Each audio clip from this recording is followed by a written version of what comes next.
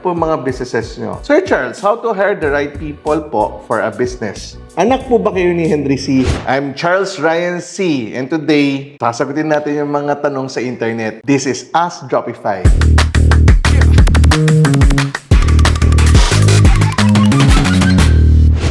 From Kalmanikazen. Kalmanikazen. Sorry if I pronounce it right. Hi sir, do you still rent the warehouse po? Or do you own one na po? Ang sagot ko dito, we still rent.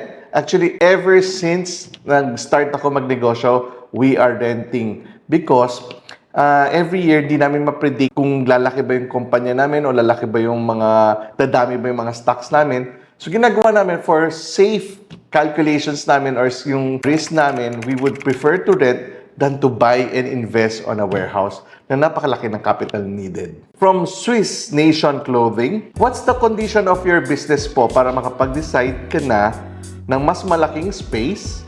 Kasi kami parang nagdadalawang isip pa po to get a bigger warehouse kahit okay po yung sales namin. Ito yung magandang tanong, no? So, ang lagi kaming merong cost and benefit analysis. Cost-benefit analysis helps us decide kung it's the right time for us to get a warehouse na. What do we consider? Cash flow? Ano pa ba? Yung mga forecast ng sales namin? Tama ba? Accurate ba siya? So, there are so many factors, no? Kailangan din namin mapulsuhan. May demand ba talaga sa market namin na kailangan na namin ng malaking warehouse? So those are the things that you have to ask questions. You need to ask the questions why, when, how, what, and where. Kung masagot mo yung mga questions na yon and you feel na very logical yung mga makukuha mong sagot, go for it. Whether yes or no.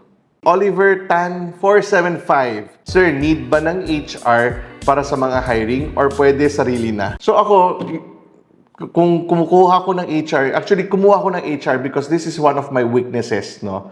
And I'm building an organization. Nare-remember ko when I was starting, hindi pa ako nangangailangan ng HR kasi 4 na employees lang kami, no? So, but there will be a time na makikita mo yung needs ng mga employees mo kasi lumalaki na kayo. That's the time na if you want to grow further, if you want to enrich each people, get an HR. Toots Apparel. Sir Charles, how to hire the right people po for a business?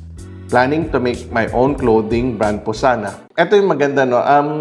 Dati kasi, when I was starting, wala rin ako masyadong structure. Hindi ko rin alam yung talagang gusto kong klaseng tao. Ang maganda ngayon, may mga tools na tayo to get to know the job descriptions. And ngayon, before kami mag-hire, ina-assess muna namin ano ba kailangan ng kumpanya namin. What are the jobs that needed to be filled? So, tinitingnan muna namin based on the job description. Based on the job description na kailangan namin, doon kami ngayon gumagawa ng qualities na isang tao na sa tingin namin would fit and fill in that position. So basically, ginagawa lang namin, gumagamit kami ng ChatGPT, AI, we type yung job description, then we ask the AI to help us also kung ano yung mga qualities ng isang right candidate for that job. Then we post it online. Sushi. From Sushi, what do you do po with ungrateful employees po? Thank you if masasagot po. God bless and more power to you. So there are many factors kung bakit ungrateful.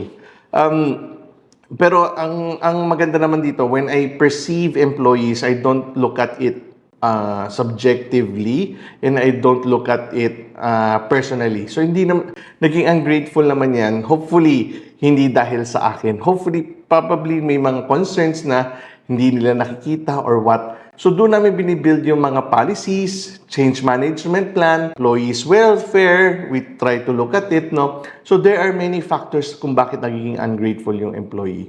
So possible di siya motivated, probably hindi nasasatisfy yung needs niya, may mga problems siya sa bahay, no? But how do we deal with that? So, doon pumapasok yung mga HR namin, doon pumapasok yung mga events namin on how to help our employees, no? So, we try to look at it. Very important naman is dapat nagpa-follow sila sa policies ng kumpanya. Baka mismo yung policies at saka yung culture ng company may problema kaya sila nagiging ungrateful. From Dex, paano po malalaman kung yung work ko galing kay Lord? Before, work ko po puro trial and error ng iba't ibang businesses. Marami na po akong natutunan and I'm ready to start another venture. Pinipigilan lang ako ng work.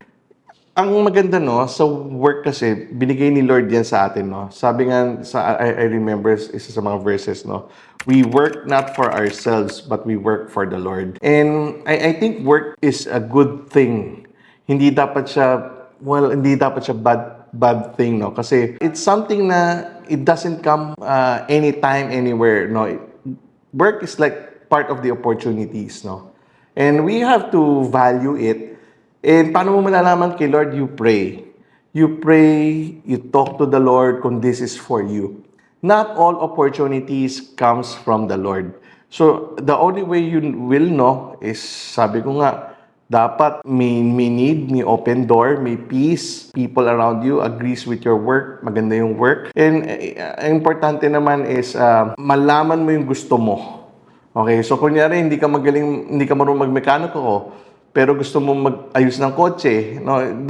Dapat din may fit. Ang importante, when you look for a job, dapat capable ka and sa tingin mo fit ka for the job to be filled. From Jorim E. Sir, ano po maipapayo mo sa mga magsisimula pa lang sa e-commerce tapos konti lang na capital?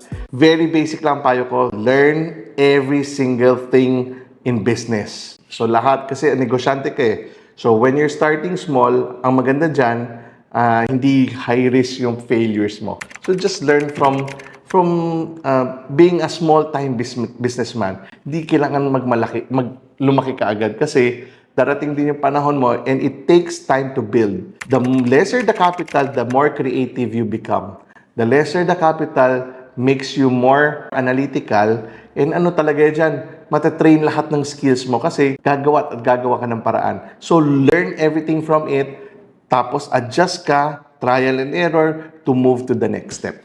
From Invaders, Sir, anong business pwedeng itayo sa panahon ngayon with budget of 1 million?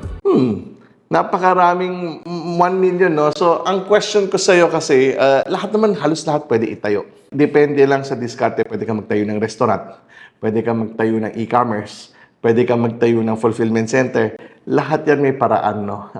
Ang question talaga sa inyo, ano ang capability mo, ano ang capacity mo, ano yung mga skill sets mo, na sa tingin mo makaka-contribute ng needs ng market. Kasi kailangan muna mag-create ng need in order for you to create value and give these services or products to your customer. Si SP4 Nix Ate, how did you source your capital, sir? How did you manage the risk of losing it when the return you expected didn't meet your target? So, there are two questions here. Yung first questions is, paano ko nakuha yung capital? Before I started my business, I worked for a corporate company and I worked there for almost 4.5 years. And yung ipon ko, that's when I started to do business and little by little, time and time again, made it grow until na nandito na kami. So, did I borrow money when I started? Not really borrow, but humingi ako ng terms. So, kung kukuha ako ng goods, babayaran ko siya after how many months. So, how did you manage the risk of losing it when the return you expected didn't meet your target? No? So, currently, what we're doing is we're budgeting.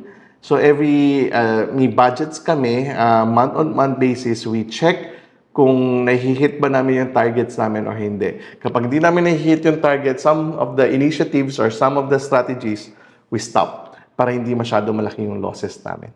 Si Corty Pepero, Sir, can you give us ideas kung anong magandang gawin sa cash flow? Soon to be business owners po. I really like your contents po. So thank you, Corty Pepero, for following sa TikTok and Facebook natin, no? So, advices on ano magandang sa cash flow. So, kami ngayon, tumitingin kami talaga sa P&L, profit and loss na reports namin. We also check yung mga accounting reports.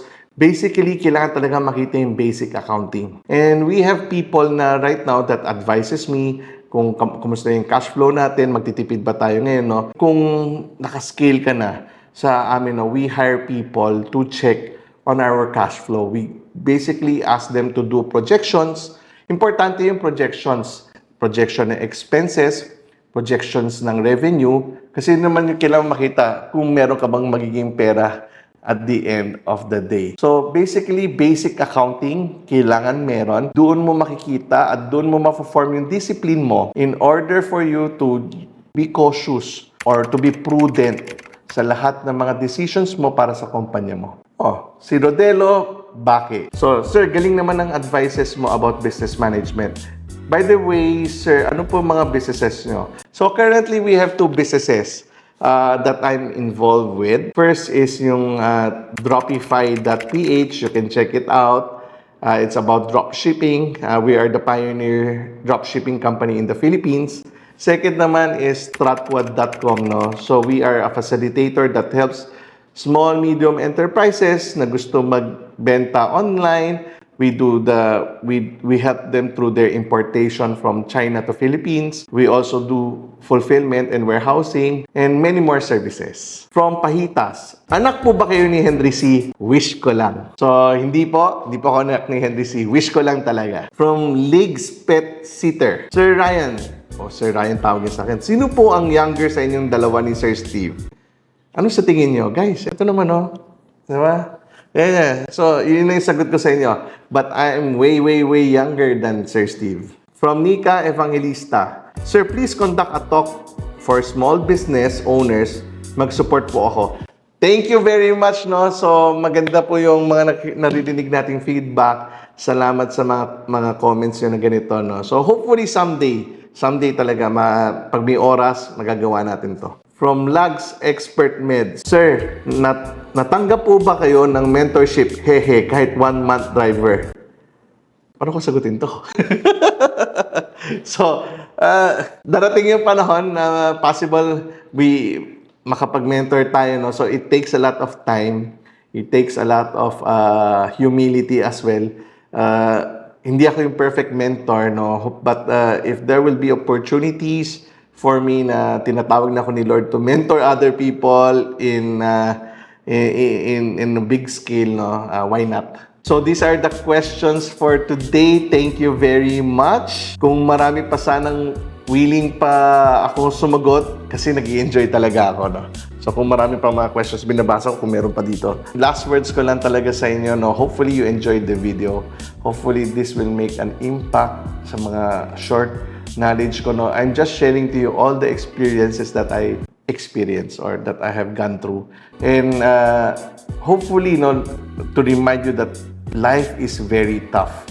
And the only way for you talaga to be successful or makatawid ka sa gusto mong pangarap mo, no, is to always trust God. So, that's my words of wisdom sa inyo, no? Just trust God and be competent. Build your muscles until you reach your goals and wishes. Thanks for watching!